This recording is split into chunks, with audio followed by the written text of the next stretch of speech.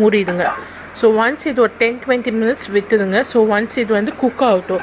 ஏன்னா நம்ம அப்பப்போ இப்போ குக் ஆகிட்டு பேர் பாருங்கள், அதில் இருக்கிற ஆயில், இந்த மசாலா இருக்கிற ஆயில் எல்லாம் மேலே வந்து மேலே வருது. ஸோ இது வந்து ஆல்மோஸ்ட் ரெடி.